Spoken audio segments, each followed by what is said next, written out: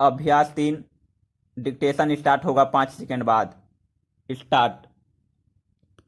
अंतःसंसदीय संगठन एक ऐसी संस्था है जिसके मंच पर उन सभी देशों के संसद सदस्य मिलजुल कर विश्व की महत्वपूर्ण समस्याओं पर विचार करते हैं।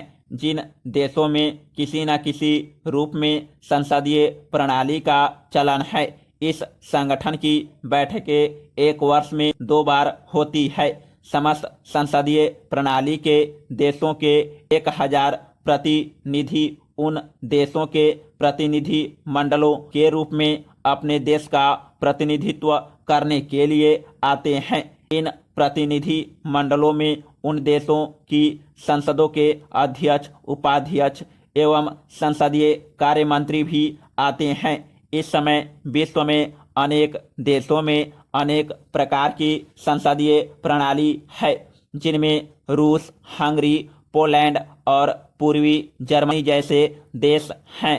दूसरी ओर अमेरिका, ब्रिटेन, फ्रांस, इटली और कनाडा जैसे देशों में अपने ढंग की संसदीय प्रणाली विद्यमान है, जो अपनी संसदीय पद्धति को आदर्श मानते हैं।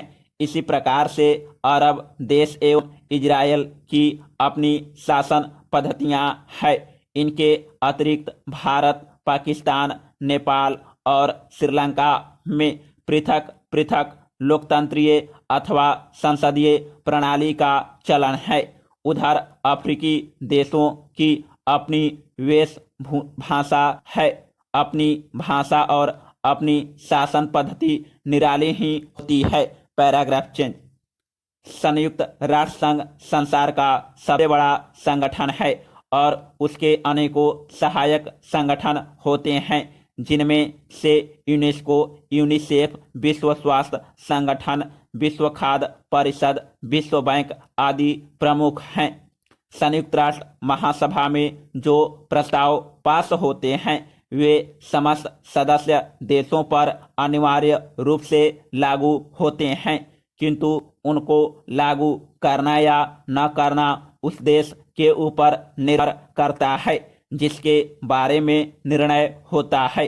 संयुक्त राष्ट्र महासभा और अंतरसंसदीय सम्मेलन में यही अंतर है कि इसके निर्णय अथवा स्वीकृति प्रस्ताव सम्मेलन में भाग लेने वाले राष्ट्रों पर बंधन नहीं होते, जबकि संयुक्त राष्ट्र महासभा के प्रस्ताव उन देशों पर बंधन होते हैं, भले ही उनको वे देश लागू करे या न करे। अभी तक इस संस्था के सदस्य कई राष्ट्र नहीं हैं, किंतु आज भी इसमें बड़े से बड़ा राष्ट्र चीन भी सम्मिलित है, जहां विश्व की 1/4 जनसंख्या रहती है। इनमें छोटे से छोटे राष्ट्र भी हैं, जैसे हंगरी, पोलैंड, नेपाल आदि। Paragraph change. इस संस्था का एक बहुत बड़ा लाभ यह है कि दुनिया के इतने देशों के लिए अपनी बात कहने और अपनी स्थिति स्पष्ट करने का यह एक ऐसा मंच है जो संयुक्त राष्ट्र को छोड़कर संसार में दूसरा कहीं नहीं है। यहाँ पर आपस में मिलकर कई ऐसी समस्याओं का हल निकालना संभव होता है जिनको सुलझाना कठिन माना जाता है। अब संसार के देशों में संघर्ष के बजाय सौहार्द का वातावरण बनाना आरंभ हो गया है और समृद्ध देश और गरीब देशों के बीच की खाई कम हो रही है।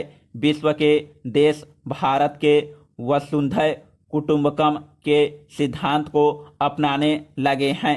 संसार में मैत्री का वातावरण पैदा करने के लिए श्री जवाहरलाल नेहरू ने जो महत्वपूर्ण योग दिया, उसे भुलाया नहीं जा सकता है। समाप्त।